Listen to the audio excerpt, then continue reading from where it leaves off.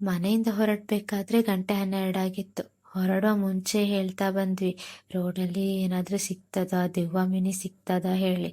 ನೋಡಬೇಕಾದ್ರೆ 2 ಕೊಂಬಿದ್ದು ಮೆಲ್ಲನೆ ನಡೀತಾ ಬರ್ತಾ ಉಂಟು.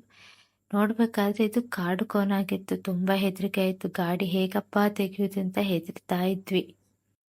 ಹಾಯ್ ಗಾಯ್ಸ್, ಇವತ್ತು ನಾವು ನನ್ನ ತವ್ರ ಮನೆಗೆ ಹೋಗ್ತಾ ಇದ್ದೀವಿ. ಯಾಕೆಂತ ಹೇಳಿದರೆ ಅಲ್ಲಿ ಇವತ್ತು ಸಂಕ್ರಾಂತಿ ಪೂಜೆ ಇರೋದ್ರಿಂದ ಹೋಗ್ತಾ ಇದ್ದೀವಿ. ನನ್ನ ಅಕ್ಕ ಮತ್ತು ಭಾವ ನಮ್ಮ ಮನೆಗೆ ಬಂದಿದ್ರು, ಹೊಸ ಮದುವೆ ಆದವರಲ್ವಾ. ಹಾಗೆ ಇವತ್ತು ಮಧ್ಯಾಹ್ನ ಅವರಿಗೆ ಸಮ್ಮನಸ ಕರೆದಿದ್ವಿ. ಭಾರಿ ಖುಷಿಯಿಂದ ಮಾತಾಡ್ತಾ ಇದ್ರು. ಹಾಗೆ ನಾನು, ನನ್ನ ತಂಗಿ ಮತ್ತು ನನ್ನ ಚಿಕ್ಕಪ್ಪನ ಮಗಳು, ಅಪ್ಪ ಅಮ್ಮ ಎಲ್ಲ ನಾವು ಸಂಕ್ರಾಂತಿ ಪೂಜೆಗೆ ಹೋಗ್ತಾ ಇದ್ವಿ. ಬಾಬಾ ಫುಲ್ ಮಾತಾಡ್ತಾ ಇದ್ರು. ಯಾಕೆಂತ ಹೇಳಿದ್ರೆ ಅವರು ಇವತ್ತು ರಜೆ ಮಾಡಿ ಬಂದಿರೋದು ಡ್ಯೂಟಿಗೆ. ಹಾಗೆ ಫೈನಲಿ ನಾವು ತರವಾಡು ಮನೆಯನ್ನ ರೀಚ್ ಆಗ್ತಾ ಬಂದ್ವಿ. ಇದೇ ನಮ್ಮದು ತರವಾಡು ಪಾಲ್ತಾಡಿ ದೊಡ್ಡ ಮನೆ.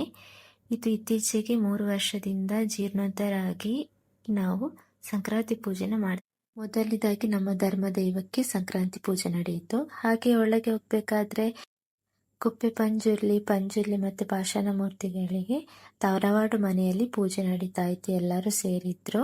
ಆಮೇಲೆ ಶಿರಾಡಿ ದೈವಕ್ಕೆ ಸಹ ಸಂಕ್ರಾಂತಿ ಪೂಜೆ ಆಯಿತು. ದೇವರಿಗೆ ದೀಪ ಇಟ್ಟು ಪೂಜೆ ಎಲ್ಲ ಮಾಡಿ ನನ್ನ ಚಿಕ್ಕಪ್ಪ ಮತ್ತೆ ಎಲ್ಲರಿಗೆ ಆರತಿಯನ್ನು ಕೊಟ್ಟು ಆರತಿ ಮತ್ತು ಪ್ರಸಾದವನ್ನು ಎಲ್ಲರೂ ಸ್ವೀಕರಿಸಿದ್ವಿ. ಮತ್ತೆ ನಮ್ಮ ಜಾಗದ ತುದಿಯಲ್ಲಿರುವಂಥ ಪಿಳಿವೃತ್ತ ದೈವದ ಹತ್ತಿರ ಸಂಕ್ರಾಂತಿ ಪೂಜೆಗೆ ಹೊರಟೆವು. ನಾನು, ಅಮ್ಮ, ತಂಗಿ ಭಾರಿ ಕಷ್ಟದಲ್ಲಿ ಹೋಗ್ತಾ ಇದ್ದಾರೆ. ಹತ್ತಲಿಕ್ಕೆ ಆಗುತ್ತಿಲ್ಲ, ಅಂದರೆ ತುಂಬ ದೂರ ಐತೆ, ತುಂಬ ಎತ್ತರದ ದಾರಿ ಆಗಿರೋದ್ರಿಂದ ತುಂಬ ಕಷ್ಟಪಟ್ಟರು. ಹಾಗೆ ಮೇಲಾನೆ ಅಲ್ಲಿಗೆ ರೀಚ್ ಆದಾಗೆ ಅಲ್ಲಿ ಕೂಡ ಯಲ್ಲಾಡ ದೈವ ಅಂತಲೇ ಹೆಸರಿರುವಂತಹ ನಮ್ಮ ಪಿಳಿ ಚಾಮುಂಡಿ ಅಂತ ಹೇಳ್ತಾರೆ, ಅಲ್ಲಿಗೆ ಸಂಕ್ರಾಂತಿ ಪೂಜೆಯು ನಡೀತಾ ಬಂತು. ಎಲ್ಲರೂ ಮನಪೂರ್ವಕವಾಗಿ ಕೈ ಮುಗಿತಾ ಇದ್ರು. ನನ್ನ ಚಿಕ್ಕಮ್ಮ ಬೊಂಡ ಹಿಡ್ಕೊಂಡು ಮೆಲ್ಲಗೆ ಹೋಗ್ತಾ ಇದ್ರು. ಗುಂಡೆ ಸತ್ವ ಮಾಡುವ ಸಾಧ್ಯತೆ ಇದೆ ಅಂತ ಹೇಳ್ತಿದ್ವಿ. ಹಾಗೆ ನನ್ನ ಭಾವ ಮತ್ತೆ ತಂಗಿ ಒಂದು ಹಸಿ ಬೀಜ ಸಿಕ್ಕಿತ್ತು, ಮೊಳಕೆ ಬಂದು ಅದನ್ನು ತಿಂತಾ ಇದ್ರು. ನಂತರ ನನ್ನ ಚಿಕ್ಕಪ್ಪ ಎಲ್ಲರಿಗೆ ಬೊಂಡ ಕೊಟ್ಟರು, ಅಂದರೆ ಸಿಯಾಲ.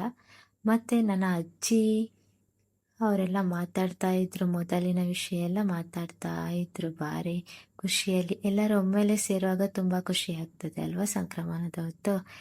ಹಾಗೆ ಬೊಂಡದ ನೀರು ನನ್ನ ಭಾವನೆಗೆ ಸಿಕ್ಕಿತ್ತು. ಭಾರಿ ಖುಷಿ ಆಯಿತು, ಸಿಕ್ಕಿತ್ತಲ್ಲ ಅಂತ. ಈ ಬಿಸಿಲಿಗೆ ಸಹ, ಮಳೆ ಸಹ ಇಲ್ಲ, ಹಾಗೆ ಬಿಸಿಲಲ್ಲಿ.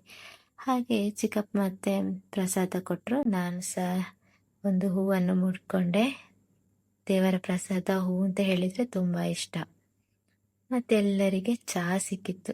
ಚಹಾಕ್ಕೆ ಅಂತ ಹೇಳಿದರೆ ಎಲ್ಲರೂ ಬೇಗ ಬರ್ತಾರೆ. ಅದರಲ್ಲಿ ಸಹ ಬನ್ಸ್ ಮತ್ತು ಚಹಾ ಭಾರಿ ಕಾಂಬಿನೇಷನ್, ಖುಷಿ ಆಯಿತು. ಇವರೆಲ್ಲ ಭಾರಿ ತಿಂತಾ ಇದ್ದಾರೆ ಮಾತಾಡಿಕೊಂಡು. ಎರಡು ನಮ್ಮ ಮನೆಯ ಮುದ್ದು ಬೆಕ್ಕುಗಳು, ಬಾವಿ ಅಂತ ಇದ್ರೆ ಹೆಸರು. ಇವರನ್ನು ನಾವು ಊಟೆಯ ಅಜ್ಜಿ ಅಂತ ಪ್ರೀತಿಯಿಂದ ಕರಿತೇವೆ. ಇವರಿಗೆ ಹಳ್ಳಿ ಇಲ್ಲ, ಆದ್ರೂ ಮೇಲಾನೆ ಬನ್ಸ್ ಕಟ್ ಮಾಡಿ ಜಗಿತಾರೆ. ಎಷ್ಟೊತ್ತಿ ಜಗಬೇಕು ಅಂತಲೇ ಗೊತ್ತಿಲ್ಲ. ಹಾಗೆ ನೈಟ್ ಎಲ್ಲ ಮುಗಿಸಿ ನನ್ನ ಗಂಡನ ಮನೆಗೆ ಹೋಗ್ಬೇಕಾದ್ರೆ ಈ ಒಂದು ಕೋನ ಸಿಕ್ಕಿತ್ತು. ತುಂಬಾ ಹೆದರಿಕೆ ಆಯಿತು. ಕಾರ್ ಹೇಗಪ್ಪ ತೆಗೆಯುವುದಂತ ಭಾವ ತುಂಬಾ ಹೆದರ್ತಾ ಇದ್ರು. ಕೊಂಬು ನೋಡ್ಬೇಕಾದ್ರೆ ಹೆದರಿಕೆ ಆಯಿತು. ಆದರೆ ಒಂದೇ ಇರೋದ್ರಿಂದ ತುಂಬ ಅದಕ್ಕೆ ಕೋಪ ಬರ್ತದೆ ಅಂತ ಹೇಳ್ತಾರೆ.